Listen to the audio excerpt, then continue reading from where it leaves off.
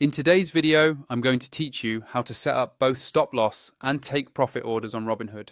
Whether you're new to investing or simply want to better protect your trades, knowing how to use these order types is essential for managing risk and securing your gains.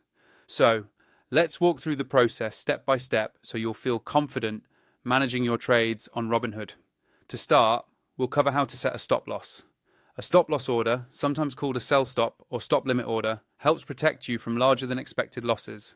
When your stock's price drops to a certain point, your stop loss order automatically triggers a sale, helping to limit potential losses. First, open Robinhood.com in your web browser. Once you're logged in, use the search bar to find the stock you want to manage. After selecting your stock, look for the trade button and then choose sell. This will open up the order box where you can create your sell order. In the upper right corner of this order box, you'll see an option called Order Types.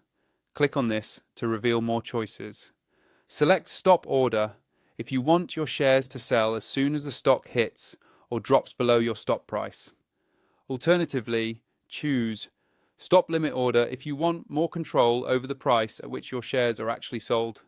Once you've chosen the right order type, you'll need to enter your stop price. This is the price that will trigger the sell order. Enter an amount that reflects the maximum loss you're comfortable with. Next, type in the number of shares you want the order to apply to.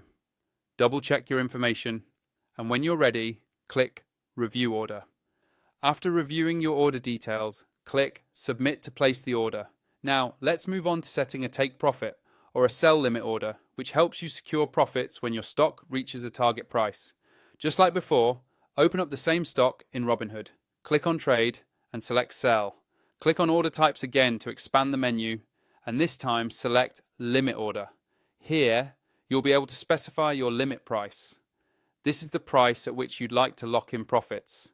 When the stock reaches or rises above this price, your sell order will execute.